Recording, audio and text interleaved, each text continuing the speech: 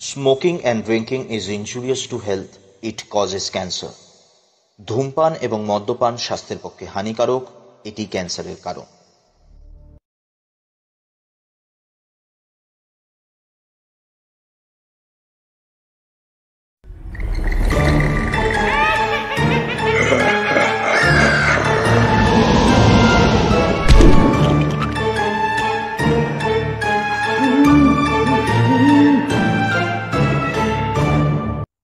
আজকের গল্প শুরু হওয়ার আগে একটি বিশেষ বিজ্ঞপ্তি।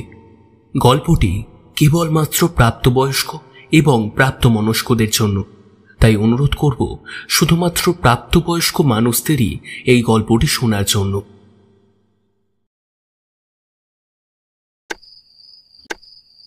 এসো এসো বাবু, বাইরে দাঁড়িয়ে রইলে কেন? ভেতরে ঢুকে এসো। আমি জানতাম তুমি আমার কাছে ঠিক আসবে। এই মালতীর মতন সুখ এই চত্বরে তোমায় আর কেউ দিতে পারবে না গো। আমার সুখেই দীর্ঘদিন ধরে তুমি মজে রয়েছ, তা কি আর আমি বুঝি না ভেবেছ? এমন ঢলঢলে কোমল শরীর, এমন পাগল পাড়া উষ্ণতা তোমায় আর কি দেবে বলো দেখি? কিন্তু আমি এটা বুঝতে পারছি না যে আজ হঠাৎ তুমি এখানে কেন? বড় বড় হোটেল ছেড়ে ভ্রমণ নিজেই আমার কাছে এসেছে এই পতিতালয়।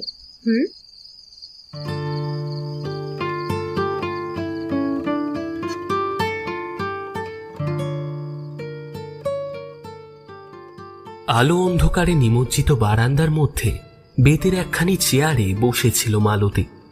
সে তার সামনে দাঁড়িয়ে থাকা পুরুষ মানুষটির উদ্দেশ্যে সোহাগ ভরা কণ্ঠে বলল কথাগুলো। আজ পূর্ণিমার রাত। আকাশের বুকে ঝকঝকে রূপোর থালার মতন একখানি মস্ত গোল চাঁদ উঠেছে। চাঁদের মিহি চাঁদনি আলো এসে পড়েছে সমগ্র ধরাতলে। এই গোটা চত্বর জুড়ে কেমন যেন একটা মিষ্টি সুগন্ধ মিশে রয়েছে বাতাসের সাথে। অবশ্য এই আতরের গন্ধ একরকম পাড়ায় ছড়িয়েই থাকে সবসময়। বিশেষ করে অপরাহ্নের আলো ফুরিয়ে এলে সন্ধ্যা নামার পর থেকে এই পাড়ায় থাকা বহু নারীর গা থেকে এই রকমই গন্ধ বের হয়। বেতের চেয়ারে বসে থাকা মালতী যেন সাক্ষাৎ স্বর্গের কোনো অপ্সরা। মাথার কালচে সোনালি লম্বা কেশরাশি বিনুনি করে বাঁধা। মাথার চুলে গোঁজা রয়েছে টকটকে লাল গোলাপ। দুধের মতো সাদা গায়ের রং, জোড়া ভুঁড়ো, কপালে ছোট্ট কালো টিপ, টানা টানা পদ্ম ফুলের পাপড়ির মতো চোখে গাঢ় করে লাগানো রয়েছে কালো কাজল। লম্বা টিকালো নাক, তবে সবচেয়ে আকর্ষণীয় তার দুটো ঠোঁট।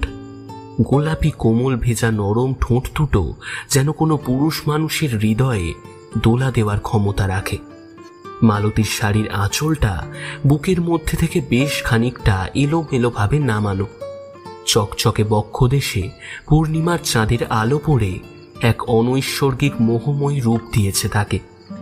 মালতী আবার খানিকটা খিলখিল করে হেসে উঠে বলল,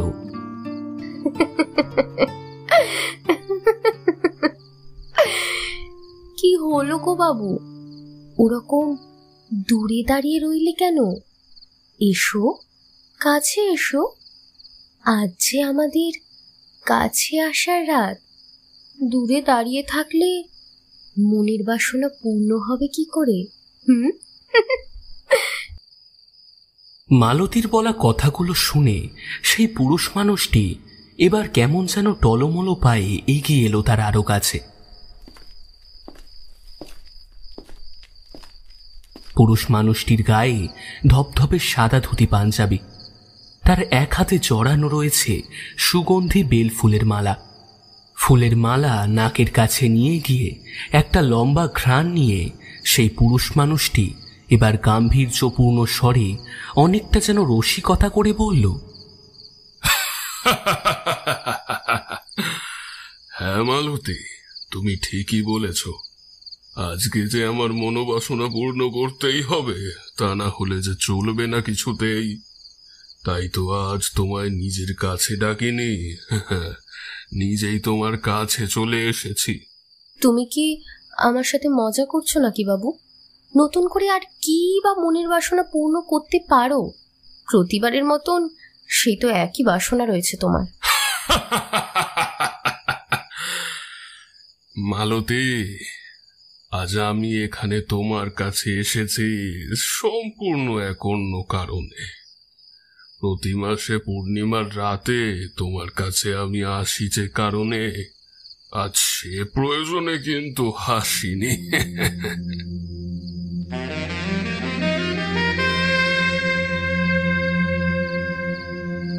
তাহলে কি প্রয়োজনে এসেছো বাবু?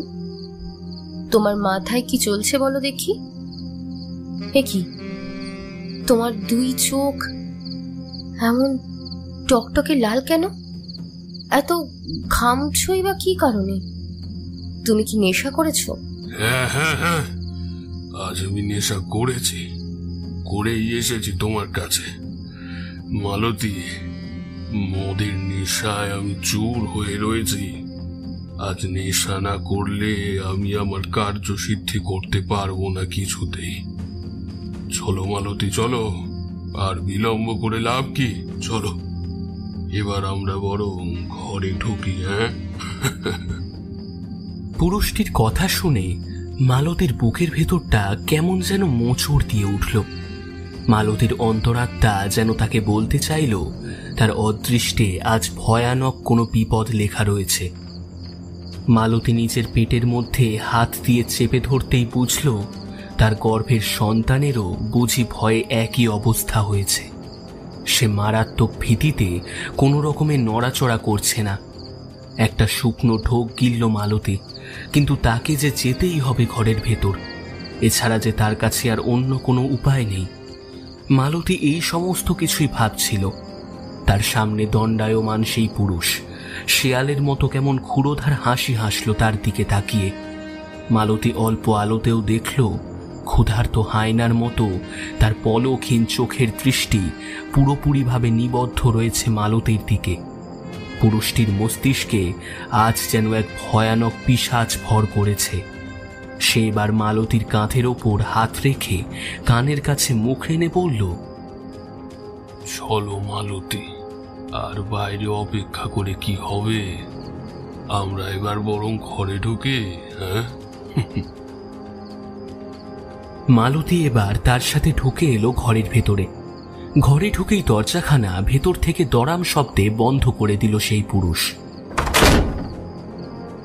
মালতী জানে তাকে এবার কি করতে হবে। এই ভেবে সে ধীরে ধীরে এগিয়ে গেল ছোট্ট ঘরটার একপাশে থাকা নরম বিছানার ওপর। সে নিজে নিজের নরম শরীরটা মেলে দিল শয্যায়। পুরুষটি ধীরে ধীরে এগিয়ে আসতে লাগলো বিছানার দিকে। বিছানার মধ্যে উঠে পাঞ্জাবির পকেট থেকে হাত ভরে কি যেন একটা বের করে আনলো। তারপর মালতীর ঠোঁটে সেটা ছুঁয়ে বলল, মালতী, তুমি আমার কাছ থেকে অধিকার চেয়েছিলে না? বলেছিলে তোমার গর্ভের সন্তানের পিতা নাকি আমি তোমার সমস্ত দাবি মেনে নিলাম এবং এই কথাও স্বীকার করলাম যে তোমার গর্ভে যে সন্তান তিলে তিলে বড় হচ্ছে তার বাবা আমি। সত্যি তুমি তো আমাকে ছাড়া আর অন্য কোনো পুরুষের কাছে নিজেকে সমর্পণ করনি। তাহলে তোমার গর্ভে যে সন্তান এসেছে তা তো আমারই হওয়ার কথা, তাই না? পুরুষটির কথা শুনে মালতীর দুই চোখ ছলছল করে উঠল জলে। সে সত্যি ভাবতে পারেনি যে তাকে এবং তার গর্ভের সন্তানকে বাবু এইভাবে স্বীকৃতি দেবেন। তাদের অবৈধ সম্পর্ক বৈধতা লাভ করবে। মালতী বাবুর দিকে তাকিয়ে সজল নেত্রে কাতর কণ্ঠে বলল, তুমি তুমি সত্যি বলছো বাবু? তুমি তুমি আমাকে মর্যাদা দেবে? আমার গর্ভে যে সন্তান আছে তা যে তোমার, এ কথা তুমি বিশ্বাস করেছো? ঠাকুরের নামে দিব্যি করে বলছি গো বাবু, আমি তোমায় মিথ্যে কথা বলছি না। তুমি ছাড়া অন্য কোনো পরপুরুষের ছোঁয়া আমি আমার শরীরে লাগতে দিই না। তুমি প্রতি মাসের এই পূর্ণিমার সময় আমার কাছে আসো। তুমি আমাকে যা টাকা পয়সা দিয়ে যাও তাতেই আমি আমার একলার পেট চালিয়ে নিই। তবুও টাকার জন্য কখনো নিজেকে বিকিয়ে দিইনি অন্য কোনো পুরুষের কাছে। আমি যে তোমার বাদী গো বাবু। পরম ভালোবাসায় মালতী নিজের দুই চোখ বন্ধ করে পুরুষটিকে জড়িয়ে ধরতেই যাচ্ছিল, কিন্তু ঠিক এমন সময় চরম মুহূর্তে সে পাঞ্জাবির পকেট থেকে বের করে আনলো চকচকে ধারালো ছুরির শানিত ফলা। তারপর সেটা তীর বেগে গায়ের চড়ে গেঁথে দিল মালতীর বুকের বাম দিক বরাবর। চিৎকার করার আগেই মালতীর শরীর অবশ হয়ে গেল। কেবলমাত্র কয়েক সেকেন্ডের জন্য সে দেখল তার বুক ফালা ফালা হয়ে গিয়েছে। একের পর এক ধারালো ছুরির আঘাতে পাগলের মতো পুরুষটি বসিয়ে চলেছে তার হৃদযন্ত্রকে লক্ষ্য করে। গল গল করে নেমে আসা রক্তের তাজা নদী ভিজিয়ে দিল মালতীর পরনের কাপড়। টু শব্দটি পর্যন্ত করতে পারল না মালতী। তার দুই চোখের কোণ বেয়ে কেবলমাত্র গড়িয়ে পড়ল 2 ফোঁটা জল। বিশ্বাসঘাতক বাবুর দিকে তাকিয়ে মালতী শেষ নিঃশ্বাস ত্যাগ করল। রক্তাক্ত ছুরিটা মালতীর বুক থেকে তুলে নিয়ে পুরুষটি হাসতে হাসতে ঘড়ঘড়ে গলায় বলল,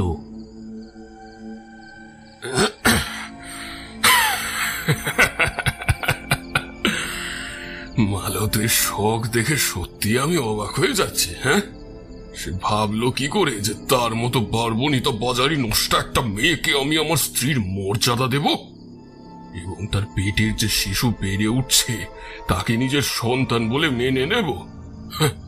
মূর্খ, মূর্খ মালতী, বড় মূর্খ ছিল। তাই তো সে আমায় বিশ্বাস করেছে, আর সেই বিশ্বাসের সুযোগ নিলাম আমি। আমার মতো মানুষের কাছ থেকে স্বীকৃতি পাওয়ার খুব শখ না রে তোর মালতী? এবার দেখ কেমন লাগে। না থাকলি তুই, আর না থাকলো তোর পেটের ছেলে। এবার তোদেরকে স্বীকৃতি দেওয়ার জন্য দাবি জানাবি তুই কাকে? হ্যাঁ, কিসের স্বীকৃতি বা দেব তোদের? না থাকলো বাঁশ, না বাঁচবে বাঁশি। একসাথে মা ও পেটের বাচ্চা দুটোকে নিকাশ করে দিয়েছে। এই তোদের মতো মেয়েদের কপালেই এমন ভাবে মরণ লেখা থাকে। কি দরকার ছিল বল আমাকে মন থেকে ভালোবাসার? আমি জানি রে মানতী, তুই আমাকে সত্যি খুব ভালোবাসতিস। আমি ছাড়া আর কোনো পুরুষকে কোনোদিনও নিজের কাছে আসতে দিসনি। কিন্তু কি করব বল, আমি যে তোকে মন থেকে ভালোবাসতাম না। আমার কেবলমাত্র দরকার ছিল তোর সৌন্দর্যটা। কিন্তু তাই বলে তোকে স্ত্রী হিসেবে মেনে নিতে হবে, তোর পেটের ছেলেকে স্বীকৃতি দিতে হবে? এ আমার কল্পনারও বাইরে। ভালো থাকিস রে মালতী। এবার তুই একটু শান্তির ঘুম ঘুমা দেখে চিরজীবনের মতো ঘুমিয়ে থাকে ভাবেই।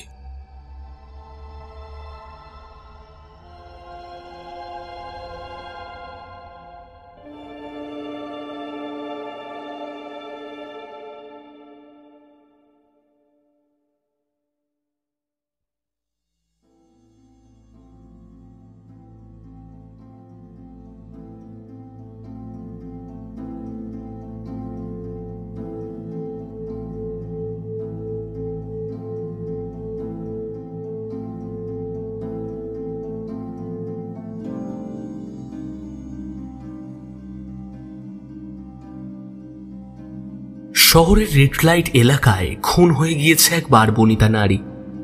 কেউ বা কারা তাকে বুকের মধ্যে ধারালো অস্ত্র দিয়ে একাধিকবার কোপ বসিয়ে হত্যা করেছে। পুলিশি তদন্ত থেকে কোনো কিছুই সূত্র উঠে আসছে না। পোস্টমর্টম রিপোর্টে জানা গিয়েছে সেই নারী নাকি ছিলেন গর্ভবতী। কি রহস্য লুকিয়ে আছে এসবের পিছনে? কেই বা করল খুন মালতীকে? নমস্কার শ্রোতা বন্ধুরা, আমি আছি শুভম তোমাদের সঙ্গে, এবং তোমরা শুনছো ভৌতিক অলৌকিক। ভৌতিক অলৌকিকের সমস্ত গল্প শুনতে এখনই সাবস্ক্রাইব করো আমাদের ইউটিউব চ্যানেল, এবং বেল নোটিফিকেশনস অন রাখতে ভুলো না কিন্তু, আমাদের গল্পের আপডেটস সর্বপ্রথম পাওয়ার জন্য। বেশ, তাহলে শুনতে থাকো আজকে লেখক সুরজিৎ ঘোষের কলমে একটি ভৌতিক প্রতিশোধের কাহিনী, পতিতার প্রতিশোধ। তাহলে আর দেরি না করে শুরু হচ্ছে আজকের আমাদের বিশেষ নিবেদন।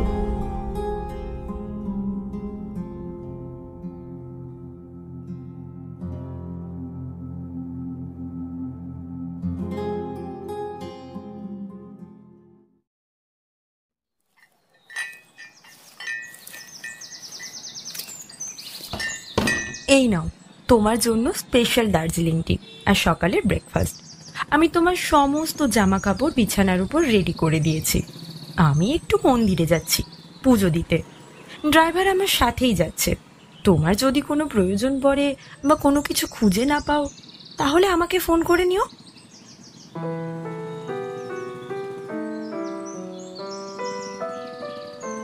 বাড়ির বাইরে গার্ডেনে রাখা দামি বেতের চেয়ারের উপর বসে ভোরের ফুরফুরে হাওয়ায় সকালে নিউজ পেপার পড়ছিলেন রজনীকান্ত সান্যাল।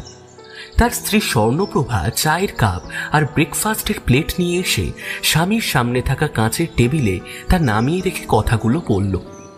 স্বর্ণপ্রভার কথা শুনে রজনীকান্ত সান্যাল খবরের কাগজটা কিছুটা নামিয়ে চশমার ফাঁক দিয়ে তীক্ষ্ণ দৃষ্টিতে স্ত্রীর দিকে তাকিয়ে বলে উঠলেন, কি ব্যাপার গিন্নি, তুমি এত সকালে মন্দিরে যাচ্ছ?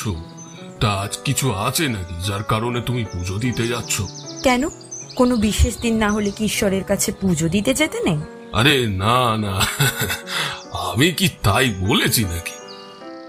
এমনি যাচ্ছি পুজো দিতে ভগবানের কাছে। পুজো দিতে গেলে শুধু ভক্তি ভরা মনের প্রয়োজন হয়, কোনো বিশেষ দিনের কিন্তু প্রয়োজন হয় না। আচ্ছা বেশ, ঠিক আছে, তবে সাবধানে যেও। আমি একটু পরে ব্রেকফাস্ট করে কিন্তু বাইরে বেরোবো, ফিরতে ফিরতে হয়তো দুপুর হয়ে যাবে। ও তাই? তাহলে আমি মন্দিরে গিয়ে ড্রাইভারকে বলে দিচ্ছি সে যেন গাড়িটা নিয়ে বাড়ি চলে আসে। তুমি বরং গাড়িটা নিয়েই যাও, তাতে তোমারই সুবিধা হবে। আর যদি অনেক বেলা হয়ে যায় তাহলে বাইরে থেকেই খাওয়া দাওয়াটা করে নিও।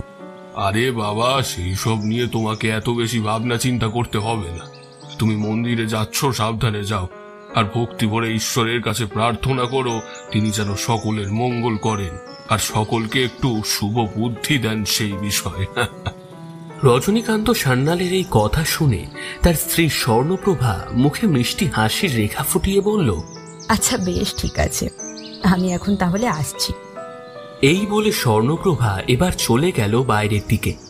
পুজোর থালা হাতে নিয়ে গাড়িতে উঠে বসতেই গাড়ির ড্রাইভার গাড়ি চালাতে আরম্ভ করল।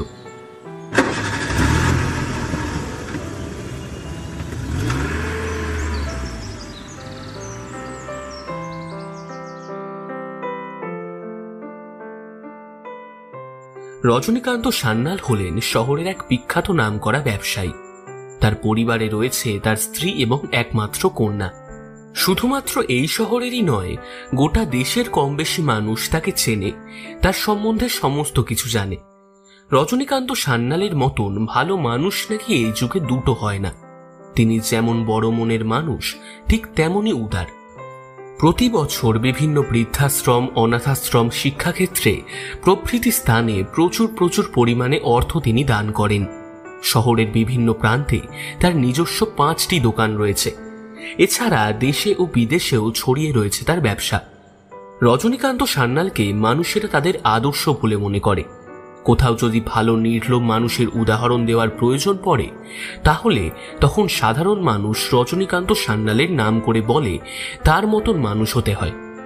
অর্থনৈতিক চূড়ায় বসার পরেও সান্যাল বাবুর বিন্দুমাত্র অহংকার নেই। সুস্বাদু দার্জিলিং চায়ের কাপে সামান্য ফুঁ দিয়ে তাতে তৃপ্তির চুমুক বসালেন রজনীকান্ত সান্যাল। খবরের কাগজের পাতাটা উল্টাতেই তার নজর পড়ে গেল পরের পাতায় থাকা একটা বিশেষ শিরোনামের দিকে। চশমাটাকে ঠিকঠাক করে নিয়ে তিনি বিড়বিড় করে পড়তে আরম্ভ করলেন সেই শিরোনাম। গতকাল গভীর রাতে এই শহরের রেড লাইট এলাকায় ঘটে গেল এক বীভৎস ভয়ানক রকমের হত্যাকাণ্ড। এক যৌনকর্মীর বাড়ির ভেতর থেকে উদ্ধার করা হলো তার বীভৎস রক্তাক্ত মৃতদেহ। কেউ এসে সেই মহিলাকে নৃশংসভাবে হত্যা করে গিয়েছে। কোনো ধারালো অস্ত্র দিয়ে একাধিকবার তার বুকের বাম দিক লক্ষ্য করে আঘাত করেছে। পোস্টমর্টমে ধরা পড়েছে সেই মহিলা নাকি গর্ভবতী ছিল। কি রহস্য লুকিয়ে আছে এই হত্যাকাণ্ডের পিছনে? কোন আক্রোশ থেকে হত্যা হতে হলো একজন সাধারণ যৌনকর্মীকে? এ আবার কি কথা? পুলিশ তদন্ত শুরু করেছে, তবে পুলিশ নাকি এই মার্ডারের কোনো রূপসূত্র খুঁজে পায়নি। তাই তারা প্রায় হাল ছেড়েই দিয়েছে। রজনীকান্ত সান্যালের বিড়বিড়িয়ে বলা নিউজ পেপারের এই শিরোনামের অংশ পাশে বসে থাকা বাগানের মালি বৃদ্ধ রতনের কানে গিয়ে পৌঁছালো। বৃদ্ধ রতন একটা দীর্ঘ নিঃশ্বাস ত্যাগ করে কাতর কণ্ঠে বললে, আরে মেয়েটাকে যে কি এমন ভাবে মারলো কে জানে। মেয়েটার পেটে আবার নাকি বাচ্চাও ছিল। আজকাল মানুষ কত নিষ্ঠুর হয়ে পড়েছে। অবশ্য আমি এ কথা বললে কি হবে, হয়তো মেয়েটারও নিশ্চয়ই কোনো দোষ ছিল, আর সেই কারণেই তাকে অকালে প্রাণ দিতে হলো। এই সমস্ত পথে চলে যাওয়া মেয়েদের নিয়তি বড়ই করুণ হয়। রজনীকান্ত সান্যাল চায়ের পেয়ালাখানা নামিয়ে রেখে বৃদ্ধ রতনের দিকে তাকিয়ে বললেন, এইভাবে বলো না গো রতনদা, আমরা কি আর ওই মেয়েগুলোর কষ্ট বুঝতে পারি বলো? ওরা তো আর নিজের ইচ্ছায় এ পথে আসে না, আসতে বাধ্য হয়। প্রতিটা মেয়ের পিছনে লুকিয়ে রয়েছে এক অজানা ইতিহাস। সেই ইতিহাসগুলো জানলে তারা কিভাবে এই পথে রোজগারি হতে বাধ্য হয়েছিল, এই সমস্ত কথা শুনলে সত্যি তোমারও ভীষণ কষ্ট হবে। কত ভালো ভালো পরিবারের মেয়েরা কেবলমাত্র ভাগ্যের পরিহাসে কিংবা কারোর নিষ্ঠুর ছলনায় বিশ্বাসঘাতকতায় এসে পড়ে বিভিন্ন নিষিদ্ধ পল্লীর অলিতে গলিতে থাকা এই ছোট ছোট ঘরগুলোতে। আর একবার যে সমস্ত মেয়েরা ওই ঘরের ভেতর ঢুকে যায়, তারা আর চাইলেও কখনো কোনোদিনও বাইরে বেরোতে পারে না। তা তো তুমি জানো, তাই ওদের সম্পর্কে এভাবে বলো না। রজনীকান্ত সান্যালের দিকে তাকিয়ে দুই হাত জড়ো করে বৃদ্ধ রতনমালী এবার বলল, আমায় মার্জনা করবেন দাদা বাবু, দয়া করে আমার কথায় কিছু মনে করবেন না। সত্যি আপনি বড় ভালো মানুষ, আপনার কোনো তুলনাই হয় না। আপনার মতন করে এই সমাজের সবাই যদি ভাবতে পারত, তাহলে তাহলে হয়তো এই সমাজটাই একদিন বদলে যেত। আসলে কি জানো তো রতনদা, এই সমস্ত মেয়েগুলো কিন্তু অপবিত্র নয়। অপবিত্র হয় তারা যারা প্রতিটা রাতে নরকের কীটের মতন ওদের ভোগ করে এবং বিনিময়ে ছুঁড়ে দেয় কিছু নগদ টাকা। পতিতালয়ের মাটি ছাড়া আমাদের মা দুর্গাও কিন্তু অসম্পূর্ণ। তাই তো প্রতি বছর দুর্গাপুজোর সময় ওইখান থেকে মাটি এনে তবেই মায়ের মূর্তি করতে হয়। তাহলে সেখানকার মেয়েদের কিভাবে অপবিত্র হতে পারে তুমি বলতে পারো কি করে বলো? কিন্তু আমাদের এই পুরুষতান্ত্রিক সমাজ কোনোদিনও পুরুষদের দোষ দেয়নি, তাই বরাবরই নারীরা হয় দোষের ভাগীদার। জানি না এই মেয়েটিকে এমন অবস্থায় কে মারল, তবে এই মেয়েটির সাথে যে অন্যায় হয়েছে তা সত্যি অতীব জঘন্য। সেই অপরাধী নিশ্চয়ই এই অপরাধের শাস্তি পাবেই পাবে, দেখে নিও তুমি। Good morning Bapi. Morning morning my princess, good morning. গার্ডেনের দিকে এক প্রকার দৌড়ে এলো 17 বছরের যুবতী মেয়ে, রজনীকান্তের মেয়ে, নাম পিঙ্কি। সে পুরোপুরি তার মায়ের মতন দেখতে। ঈশ্বর যেন অনেকটা সময় নিয়ে বহু যত্ন সহকারে তাকে নির্মাণ করেছে, তাই তাকে দেখতে লাগছে ঠিক ফুলের মতো ফুটফুটে নিষ্পাপ। পিঙ্কি দৌড়ে এসে বাপির সামনে মুখোমুখি রাখা বেতের চেয়ার টেনে তার উপর বসল। তারপর বেশ আরামের সাথে তৃপ্তির নিঃশ্বাস ছেড়ে বাপির উদ্দেশ্যে প্রশ্ন করল, বাপি, কি ব্যাপারে তোমরা কথাবার্তা বলছিলে গো? ও কিছু নয় মা, ও আমাদের বড়দের আলোচনা, তোমায় কান দিতে হবে না সেসব নিয়ে। তা তুমি বলো, তোমার পড়াশোনা ঠিকঠাক চলছে তো? সামনে কিন্তু এক্সাম রয়েছে, আর এক্সামে এবার তোমাকে ফার্স্ট হতেই হবে প্রতিবারের মতো। কুল ডাউন বাপি, কুল ডাউন। সেই সব নিয়ে তোমার একদম ভাবনা চিন্তা করতে হবে না। আমি খুব ভালোভাবে মন দিয়ে পড়াশোনা করছি। এবারেও ফার্স্ট আমিই হব। তুমি একদম চিন্তা করো না, কিন্তু তুমি শুধু তোমার বিজনেসের দিকেই মন দাও। ও মাই গড, আমার ছোট্ট মেয়েটা দেখতে দেখতে আজ কত বড় হয়ে গেছে। প্রিন্সেস, তুমি চিন্তা করো না, সব ঠিকঠাক চলছে আমার লক্ষ্মী মেয়ে, সব ঠিকঠাক চলছে। বাপি, মাকে কোথাও দেখতে পেলাম না। মা কি সকালবেলা কোথাও গিয়েছে?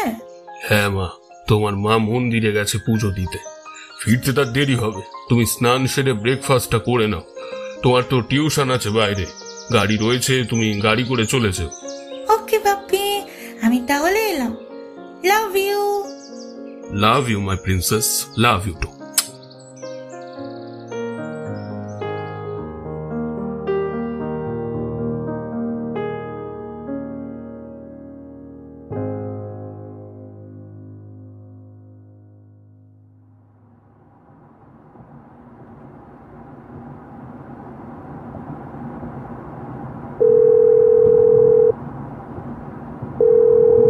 হ্যালো হ্যালো, হ্যাঁ স্বর্ণপ্রভা, তুমি কি আমার কথা শুনতে পাচ্ছ? রজনীকান্ত সান্যাল গাড়িতে বসে তার স্ত্রী স্বর্ণপ্রভাকে ফোন করলেন, কিন্তু নেটওয়ার্ক কভারেজের প্রবলেমের জন্য বারে বারে সেই ফোন কেটে যেতে লাগলো। অবশেষে বহু প্রচেষ্টার পর ফোনে পাওয়া গেল স্বর্ণপ্রভাকে। রজনীকান্ত সান্যাল স্ত্রীর উদ্দেশ্যে বললেন, শোনো স্বর্ণ, আজ রাতে আমার বাড়ি ফিরতে দেরি হবে, মনে হচ্ছে বাড়ি ফিরতে পারবো না। আমার একটা এমার্জেন্সি কাজ পড়ে গেছে, আমাকে ইমিডিয়েটলি শহরের বাইরে যেতে হবে। সে কি গো, তুমি আজ রাতে বাড়ি আসবে না? না স্বর্ণ, আজ রাতে আমার আর বাড়ি যাওয়া হবে না, একটা ইমার্জেন্সি মিটিং পড়ে গেছে, তাই জন্য শহরের বাইরে যেতে হচ্ছে। তবে তোমরা টেনশন করো না, কাল সকালেই আমি বাড়ি ফিরবো, আর বাড়ি ফিরে বাকি সব কথা বলবো তোমায়। এখন প্রচুর নেটওয়ার্কের প্রবলেম হচ্ছে, আর হয়তো ফোনও করতে পারবো না, সেই জন্যই বলছি চিন্তা করো না। আবার তোমরা আবার চিন্তা করে বেকার হয়তো শরীর খারাপ করবে, তাই আগে থেকেই বলে দিলাম। পিঙ্কির খেয়াল দেখো ওর যেন কোনো অসুবিধা না হয়। আর হ্যাঁ, আমার প্রিন্সেসকে বলো যেন আমার জন্য মন খারাপ না করে। কাল সকালে ঘুম থেকে ওঠার আগেই আমি তার কাছে হাজির হব, ঠিক আছে? আচ্ছা বেশ বেশ, ঠিক আছে, সেসব নিয়ে তোমায় টেনশন করতে হবে না। তোমার প্রিন্সেসকে আমি বলে দেব যে তার বাপি কাল সকালে এসে সবার প্রথমে তার সাথে দেখা করবে। ঠিক আছে স্বর্ণ, এখন তাহলে রাখলাম, কাল সকালে দেখা হবে। স্বর্ণপ্রভা বিশেষ চিন্তিত হল না স্বামীর এরকম হুট করে মিটিংয়ে যাওয়ার খবর শুনে, কারণ মাঝে মধ্যেই মাসে প্রায় 2-1 করেই তার স্বামীকে বিভিন্ন কাজে এই শহরের বাইরে যেতে হয়। তাই সেই কারণে ওই রাতগুলো রজনীকান্ত সান্যাল বাড়ি ফিরে আসতে পারেন না। রজনীকান্ত সান্যাল ফোনটা কেটে দিয়েই তার বিশাল বিলাসবহুল গাড়ির ভেতরে বসে ঠান্ডা এসির হাওয়ায় স্বস্তির নিঃশ্বাস নিলেন। রজনীকান্ত সান্যাল আজ বেশ খোশ মেজাজে রয়েছে। গুনগুন করে একটা গান ধরতেই যাচ্ছিলেন তিনি, ঠিক এমন সময় গাড়ির ব্যাক সিটে বসে থাকা তার ম্যানেজার অতুল ভট্টাচার্য নামের এক তরুণ যুবক নিজের মোবাইল ভালোভাবে ঘেঁটে বলে উঠল, কিন্তু স্যার, আজ তো আপনার কোনো মিটিং নেই, তাহলে আপনি কোন মিটিং এর কথা বললেন? অতুলের এই কথা শুনে রজনীকান্ত এবার একটা চওড়া হাসি হেসে পিছন পানে ঘাড় ঘুরিয়ে ম্যানেজার অতুল ভট্টাচার্যের দিকে তাকিয়ে বললেন, তুমি সঠিক বলেছো অতুল, আজ আমার কোনো মিটিং নেই। Yes sir, I am 100% sure যে আজ আপনার কোনো মিটিং নেই। ইতিমধ্যেই আমি আমার মোবাইল চেক করে নিয়েছি, আর সেখানেও আপনার মিটিং এর কোনো নোটিফিকেশন দেয়নি। অতুল, এই মিটিং এর নোটিফিকেশন তোমার কাছে থাকবে না, কারণ এই মিটিং একান্ত আমার ব্যক্তিগত। যাই হোক, সে সমস্ত বিষয় নিয়ে তোমার মাথা না ঘামালেও চলবে। তুমি কোথায় নামবে জানো? সামনের মোড়ের মাথায়, তাই তো? তুমি গাড়ি থেকে নেমে গেলে আমি সোজা সেই মিটিং করতে চলে যাব। আজ রাতে আমার এক গুরুত্বপূর্ণ মিটিং রয়েছে। আশা করি অতুল তুমি আমার পার্সোনাল লাইফে ইন্টারফেয়ার করবে না। রজনীকান্ত সান্যালের শেষের বলা কথাগুলোর মধ্যে কেমন যেন একটা ধমকের সুর মিশেছিল। অতুল বুঝতে পারল সে তার মালিকের মনক্ষুণ্ণ করেছে নিজের অজান্তেই।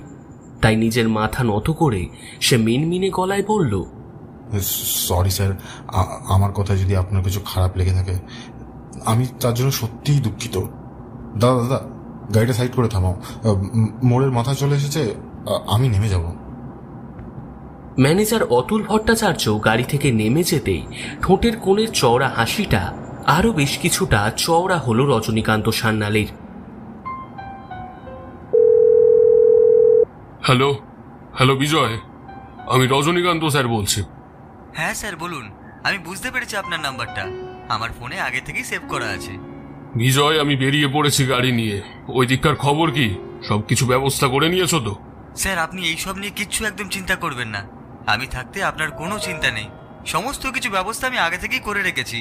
হোটেল বুকও হয়ে গিয়েছে। আপনি শুধু সময় মতো চলে আসুন। আজকের রাত পুরোপুরি একটা ঝলমলে রাত্রি হতে চলেছে। বেশ বেশ বেশ, আমি 1 ঘন্টার মধ্যেই ওখানে পৌঁছে যাব। অলরেডি বেরিয়েই পড়েছি। এখন তাহলে রাখছি। হ্যাঁ হ্যাঁ রাখুন। রজনীকান্ত সান্যালের পার্সোনাল সেক্রেটারি হলো বিজয়।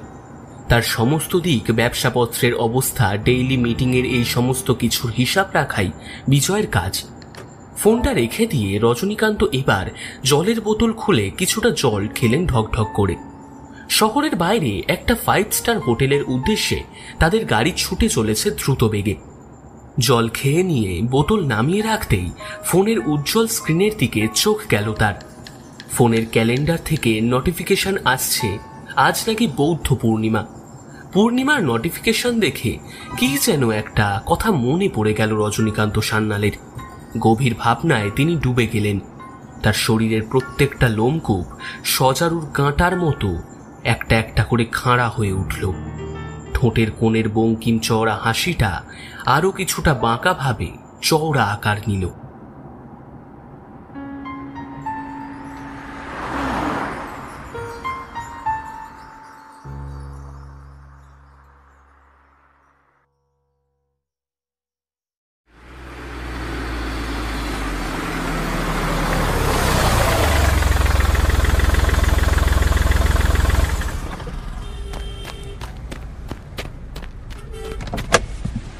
আসুন আসুন স্যার, আশা করি আপনার আসতে কোনো রকম অসুবিধা হয়নি।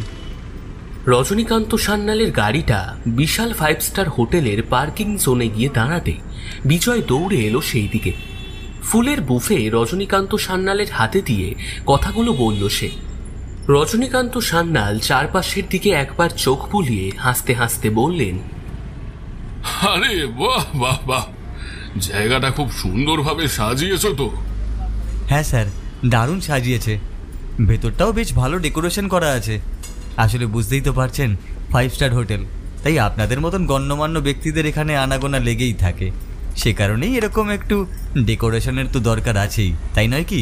বিজয়, সব সময় এরকম গণ্যমান্য বলবে না তো। আমিও তোমাদের মতনই একজন সাধারণ মানুষ। সত্যি স্যার, আপনাকে যত দেখছি ততই যেন অবাক হয়ে যাচ্ছি। আপনার মতন একজন মানুষ যাকে শুধুমাত্র এই শহরের লোকেরাই নয়, গোটা দেশের লোকে চেনে, অথচ সেই আপনার মধ্যেই এতটুকু অহংবোধও নেই। আপনি হলেন এই সমাজের আদর্শ। আপনার মতো কিছু মানুষ আছে বলেই হয়তো এই সমাজটা এখনো সুস্থ ও স্বাভাবিক রয়েছে। বিজয়, তুমি কি জানো না যে অহংকারী হলো পতনের প্রধান কারণ? অহংকার করা খুবই খারাপ জিনিস। চলো চলো, এখানে দাঁড়িয়ে থেকে আমার এত প্রশংসা না করে চলো আমরা বরং হোটেলের ভেতরে যাই। আমি মিস্টার জয়প্রকাশ বর্মন ও তার টিমের সঙ্গে কথা বলেছি। তারাও কিন্তু আর কিছুটা সময়ের মধ্যে চলে আসবে। বিজয়, তুমি দেখো তাদের আপ্যায়নে যেন কোনো রকম ত্রুটি না হয়, এবং এই ডিলটা কিন্তু আমাদের পেতেই হবে বিজয়, মাইন্ডেড। আপনি কোনো চিন্তা করবেন না স্যার, এই ডিলটা আমাদেরকেই তিনি কনফার্ম করবেন। সমস্ত ব্যবস্থাই করা হয়েছে। আপনি ঠিক যেরকম আমায় করতে বলেছিলেন আমি ঠিক তাই করেছি। মিস্টার জয়প্রকাশ বর্মন এবং তার অল টিম মেম্বার্সরা আমাদের আপ্যায়নে যথেষ্ট খুশি হবেন বলেই মনে করছি। চিন্তা করবেন না আপনি। আসুন আমার সাথে আসুন, আমি আপনার রুমটা দেখিয়ে দিচ্ছি।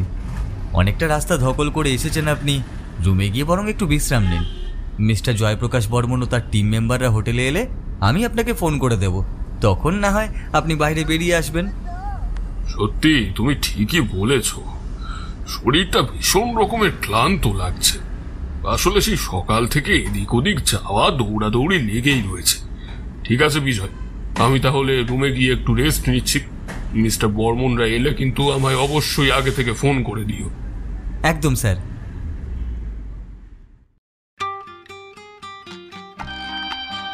Welcome welcome mister Barman, welcome all the team members. Thank you so much mister Sanyal. Mister Jayprakash Barman এবং তার টিম মেম্বাররা হোটেলে এসে উপস্থিত হতেই রজনীকান্ত সান্যাল একখানি মস্ত বড় গোলাপের বুকে নিয়ে এগিয়ে গেলেন সেই দিকে। মিস্টার জয়প্রকাশ বর্মন এবং তার সাথে থাকা সমস্ত টিম মেম্বারদের তিনি সাদরে আহ্বান জানিয়ে হোটেলের ভেতরে আসার জন্য অনুরোধ করলেন। মিস্টার জয়প্রকাশ বর্মন বন্ধুত্বের হাত বাড়িয়ে দিলেন রজনীকান্ত সান্যালের উদ্দেশ্যে। রজনীকান্ত সান্যাল দ্রুততার সাথে তার হাত জড়িয়ে ধরে হ্যান্ডশেক করতে করতে বললেন, মিস্টার বর্মন, আপনাদের আসতে কোনো প্রবলেম হয়নি তো? না না মিস্টার সান্যাল, আমাদের কোনো প্রবলেম হয়নি। তাছাড়া জানেনই তো এখন ইন্টারনেটের যুগ, গুগল ম্যাপে সবকিছুরই লোকেশনই দেখা যায়। মিস্টার সান্যাল, আপনার সাথে দেখা করার আমার বহুদিনের ইচ্ছে ছিল, সেই ইচ্ছে আজ পূরণ হলো। সত্যি শহরের অলি গলিতে কান পাতলে আপনার নাম শোনা যায়। আপনার মতো মানুষের সান্নিধ্যে আসা বড়ই সৌভাগ্যের বিষয়। ছি ছি মিস্টার বর্মন, এ কি কথা বলছেন আপনি? আপনিও এই সমাজের একজন দিকপাল ব্যক্তি। প্লিজ ভেতরে ঢুকে আসুন, আপনারাও সকলে আসুন আসুন আসুন। বিজয়, তুমি স্যারদের জন্য একটু ঠান্ডা কফির ব্যবস্থা করো। Yes sir. মিস্টার বর্মন এবং তার টিমের সকল মেম্বাররা এবার রজনীকান্ত সান্যালের সাথে ঢুকে এলো সেই বিশাল 5 স্টার হোটেলের ভেতরে। বিজয় তাদের প্রত্যেকের জন্য জল খাবারের ব্যবস্থা করল। এরপর চলল নানা রকম ব্যবসায়িক আলোচনা, বিভিন্ন ডকুমেন্ট সাবমিট প্রভৃতির প্রক্রিয়া।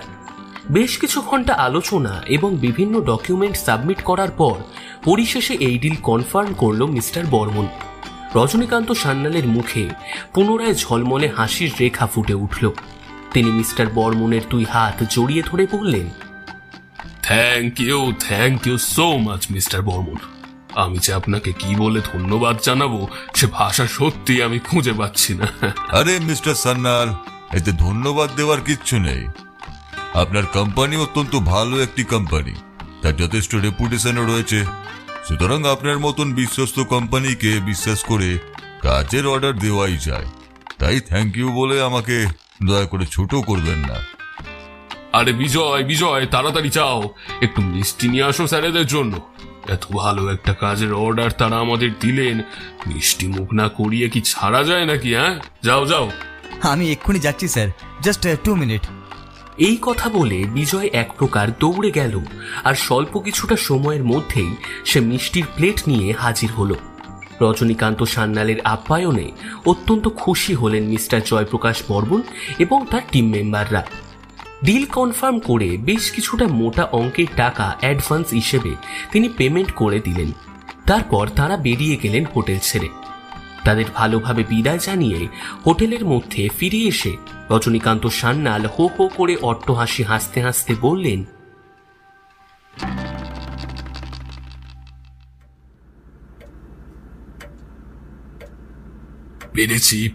আমরা পেরেছি বিজয়, এই ডিলটা ক্যাচ করতে পেরেছি।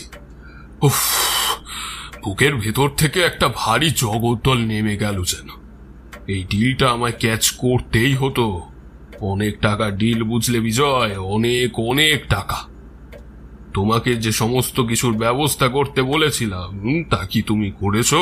হ্যাঁ আগে হ্যাঁ স্যার, আপনি যা সমস্ত কিছুর ব্যবস্থা আমায় করতে বলেছিলেন আমি সেই সমস্ত কিছুরই ব্যবস্থা করে রেখেছি। গুড বয়, তাহলে আর দেরি কিসের? সেই সমস্ত কিছু এবার নিয়ে আসো। রাত তো আর নেহাত কম হলো না। আজ এই খুশির দিনে একটু সেলিব্রেশন না করলে চলে নাকি?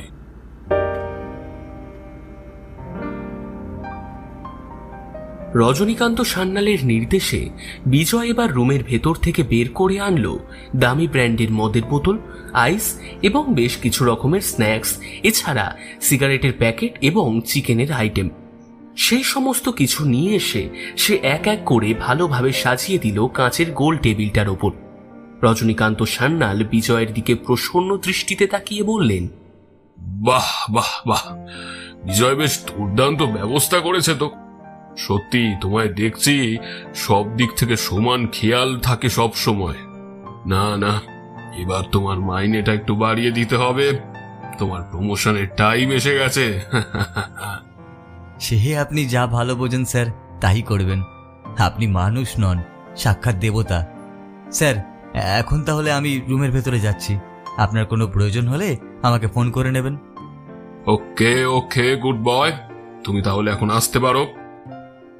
বিজয় চলে যেতেই মদের বোতলের ছিপি খুলে কাঁচের গ্লাসের মধ্যে বেশ অনেকটা পরিমাণ মদ ঢেলে তাতে পানীয় জল এবং আইস মিশিয়ে ঠক ঠক করে পান করলেন রজনীকান্ত সান্যাল। মাঝে মধ্যে টুকিটাকি স্ন্যাক্স এবং চিকেনের আইটেম খেতে লাগলেন তিনি। কখনো কখনো দু একটা সিগারেট ধরিয়ে তাতে টানও দিলেন মনের সুখে। এইভাবেই কেটে গেল বেশ অনেকটা সময়। রাত্রি তখন খুব গভীর। বিজয় বাইরে বেরিয়ে এসে দেখল রজনীকান্ত সান্যাল মদের নেশায় চুর হয়ে গেছে রীতিমতো। তার বেসামাল অবস্থা। বর্তমানে রজনীকান্ত সান্যালের দুই চোখ জবা ফুলের মতন টকটকে লাল। মদের বোতলটা সম্পূর্ণ খালি। কাঁচের টেবিলের মধ্যে ছড়ানো ছিটানো রয়েছে রকমারি স্ন্যাক্স। ঢুলু ঢুলু নয়নে রজনীকান্ত তাকিয়ে আছে নিচের দিকে। বিজয় দৌড়ে এসে তার উদ্দেশ্যে বলল, এ কি স্যার, আপনার কি অবস্থা হয়েছে? দয়া করে আর ড্রিঙ্কস করবেন না, এই যথেষ্ট। চলুন, আমি আপনাকে নিয়ে যাচ্ছি আপনার রুমে। এবার আপনার রেস্টের একান্তই প্রয়োজন। Just shut up. তুমি তোমার নিজের মুখ বন্ধ করো। আমি তোমার থেকে কোনো অ্যাডভাইস শুনতে চাইনি। আমি এখনো ড্রিঙ্কস করব। এই হোটেলের ম্যানেজারকে ডাকো, তার সাথে আমার কিছু কথা রয়েছে। রজনীকান্ত সান্যালের বলা এই কঠিন কথাগুলো কেমন যেন নাড়িয়ে দিল বিজয়কে। সে আর কিছু বলতে পারল না। চুপচাপ গিয়ে হোটেলের ম্যানেজারকে ডেকে আনলো কেবল। স্যার, বলুন আমি আপনাকে কিভাবে সাহায্য করতে পারি। ম্যানেজার, তোমাকে আমি যা বলেছিলাম তা তুমি করে রেখেছো তো? একদম স্যার, আপনি বলেছেন আর আমি করব না তাই আবার কখনো হয় নাকি? আপনি কোনো চিন্তা করবেন না স্যার, সমস্ত কিছুর ব্যবস্থা করা আছে। সে আপনার জন্য ওয়েট করছে। আপনি যদি এখনই যেতে চান তাহলে আমি আপনাকে নিয়ে যেতে পারি। Good manager, good, very good. আপনি চিন্তা করবেন না, আপনার পেমেন্টটা আমি আপনার ব্যাংক অ্যাকাউন্টে ঢুকিয়ে দেবো। Yes yes yes, I am so excited. চলুন, আমাকে এবার সেই রুমের মধ্যে নিয়ে যাবেন, চলুন। আপনি আসুন স্যার আমার সাথে, আমি আপনাকে নিয়ে যাচ্ছি সেখানে। হোটেলের ম্যানেজার এবং রজনীকান্ত সান্যালের মধ্যে বলা কথোপকথনের মাথা মুন্ডুর কিছুই বোধগম্য হচ্ছিল না বিজয়ের। সে কেবলমাত্র ফ্যাল ফেলে চোখে তাকিয়েছিল তাদের দিকে এবং নির্বাক শ্রোতার মতন চুপচাপ দাঁড়িয়েছিল। কিন্তু শেষমেশ রজনীকান্ত সান্যালকে সে একটা প্রশ্ন না করে থাকতে পারল না কিছুতেই। স্যার, আপনি কোথায় যাচ্ছেন? আপনার রুম তো ওই দিকে। বিজয়, আমাকে এত প্রশ্ন করো না। এরকম সময় প্রশ্ন করা আমার একেবারেই পছন্দ নয়। তুমি তোমার ঘরে গিয়ে রেস্ট নাও, যাও। কাল মর্নিং আবার দেখা হবে। ম্যানেজার স্যারের সাথে আমার ফোনে আগে থেকেই সব কথাবার্তা হয়ে গিয়েছে। তিনি আমার জন্য এক সুন্দর ব্যবস্থা করে রেখেছেন।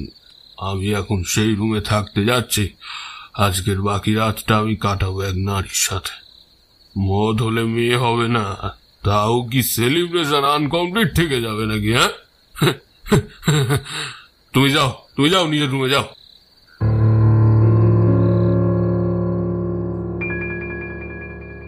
নেশাতুর জড়তা মিশ্রিত কণ্ঠে এই কথাগুলো বলে ম্যানেজার সাহেবের সাথে রজনীকান্ত সান্যাল টলমল পায়ে চলে গেলেন সামনের দিকে। বিজয় কেবলমাত্র দাঁড়িয়ে রইল ঠায়। সে যেন এখনো তার নিজের কানকেই বিশ্বাস করতে পারছে না। সে সত্যিই ভাবতে পারে না যে মানুষটাকে সে এতক্ষণ পর্যন্ত দেবতা জ্ঞানে পুজো করে এসেছে সে আসলে দেবতার আড়ালে লুকিয়ে থাকা একটা দানব। বিজয়ের মনে প্রশ্ন জাগল, এটাই কি তবে সেই রজনীকান্ত সান্যাল যাকে সে এতদিন ধরে চিনে এসেছে? এটাই কি রজনীকান্ত সান্যালের আসল রূপ? এই শহর সহ দেশের মানুষেরা কি তাকে ভুল চিনে এসেছে এতকাল ধরে? সে কি তবে ভালো মানুষের মুখোশ পরে থাকা আস্ত একটা শয়তান, এক জঘন্য, অতীব জঘন্য নরকের কীট? এই সমস্ত প্রশ্নগুলোই মাথার মধ্যে বারবার ঘুরপাক খেতে লাগলো তার। ধীর পায়ে মন্থর গতিতে বিজয় রুমের মধ্যে ঢুকে এসে বিছানার মধ্যে মেলে দিল ক্লান্ত শরীরটাকে। স্যার, এই হলো আপনার আজকের রাতের রুম।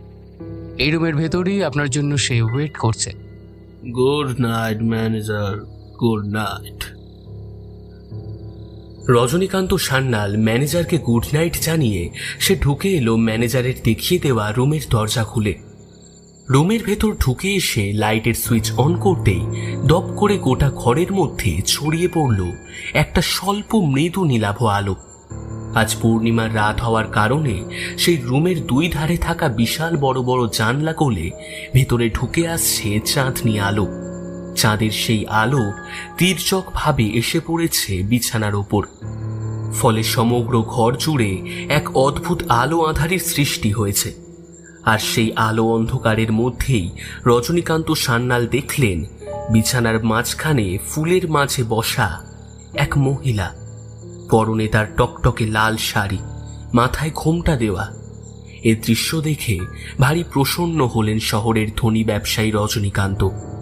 তিনি ভেতরে ঢুকে এসে দরজার ছিটকিনি লক করে বিছানার দিকে এগিয়ে আসতে আসতে বললেন,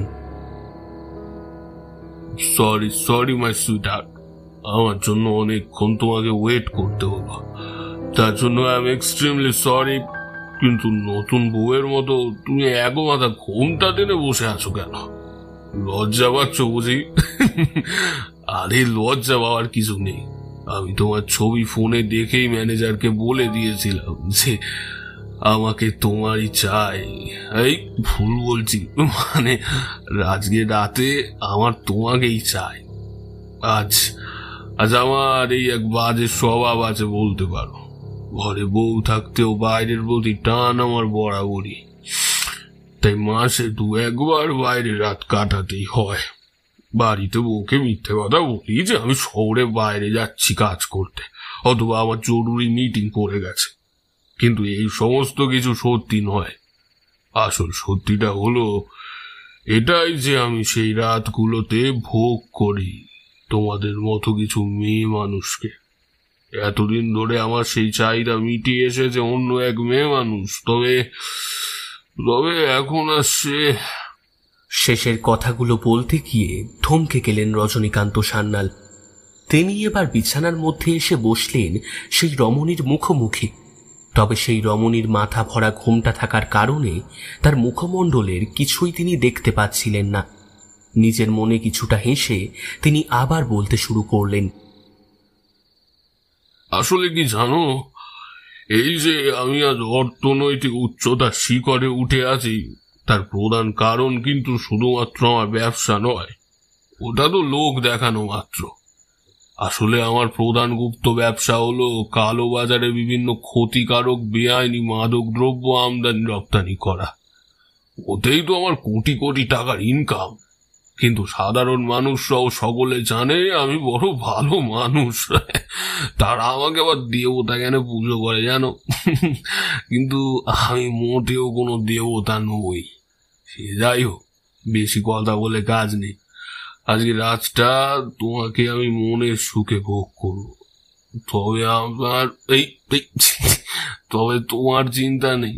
তোমার প্রতি আমি যখন একবার নজর দিয়েছি তখন তোমার ভাগ্য ফিরে গেছে, এই বলে দিলাম। তোমার কোনোদিন ভাত কাপড়ের অভাব হবে না। তবে হ্যাঁ, মাঝে মধ্যে, কিন্তু মাসে 2-1বার করে তোমাকে হোটেলে আসতে হবে রাত কাটানোর জন্য।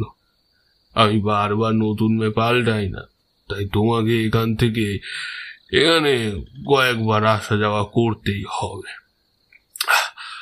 অবশ্য তার জন্য যথেষ্ট টাকাও তুমি পাবে।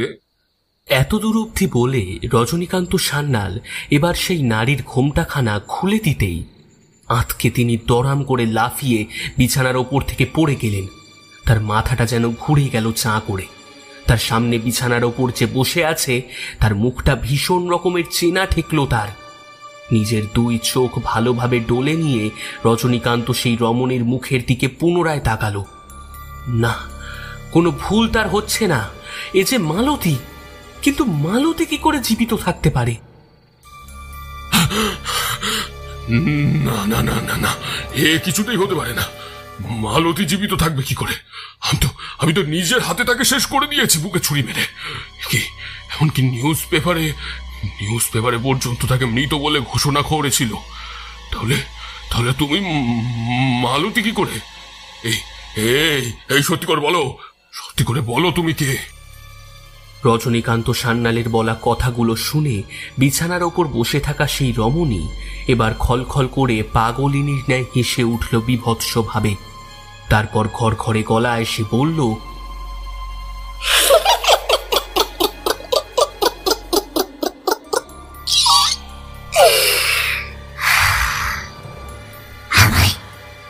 চিনতে পারলে না বাবু? আমি তোমার মালতী গো, আমি যে তোমার মালতী। এর আগের মাসে এইরকমই এক পূর্ণিমার রাতে তুমি আমায় খুন করেছিলে। বুকের বাম দিকে একাধিকবার ধারালো ছুরি আঘাতের পর আঘাত এনে আমায় শেষ করে দিয়েছিলে। এমনকি আমার গর্ভের মধ্যে যে কিনা তোমারই সন্তান ছিল, তাকেও তুমি শেষ করে দিতে দুবারও ভাবনি। আসলে আসলে তুমি মানুষ নও, মানুষ রূপী শয়তান। তাই আজ আমি তোমাকে শেষ করে দিতে এসেছি।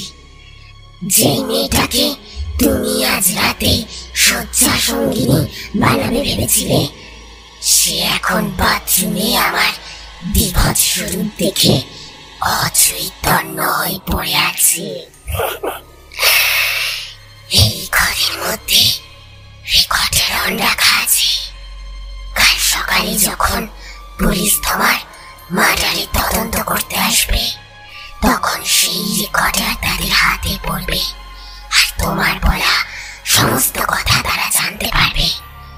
এই শহর সহ দেশের মানুষ জানবে যে তুমি আসলে কোন দেবতা ছিলে না, আসলে ছিলে মানুষ রূপী এক নরকের পিশাচ, যে কেবলমাত্র মানুষের মুখোশ পরে থাকতো সবসময়।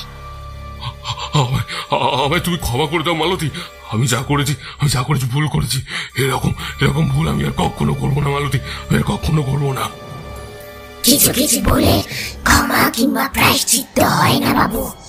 তাছাড়া তোমার মতন ক্ষতিকর মানুষের এই সমাজে বেঁচে থেকে যে কোনো লাভ নেই।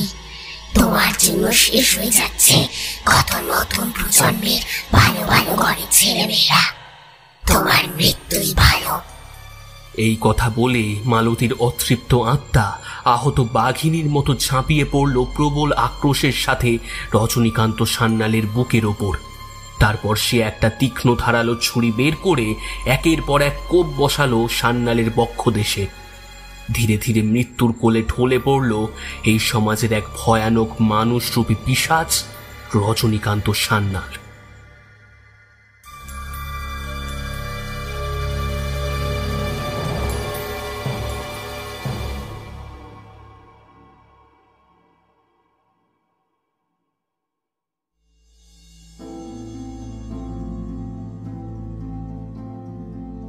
শেষ হলো পতিতার প্রতিশোধ। আজকের গল্পের সমগ্র উপস্থাপনায় টিম ভৌতিক অলৌকিক। তাহলে আজকের গল্প আপনাদের কেমন লাগলো অবশ্যই কমেন্ট করে জানাবেন। ভালো লাগলে লাইক, শেয়ার এবং সাবস্ক্রাইব করে আমাদের পাশে থাকবেন। বেশ, তাহলে আজকের মতো চলি। খুব শীঘ্রই আমরা ফিরছি পরবর্তী উপস্থাপনা নিয়ে। নমস্কার।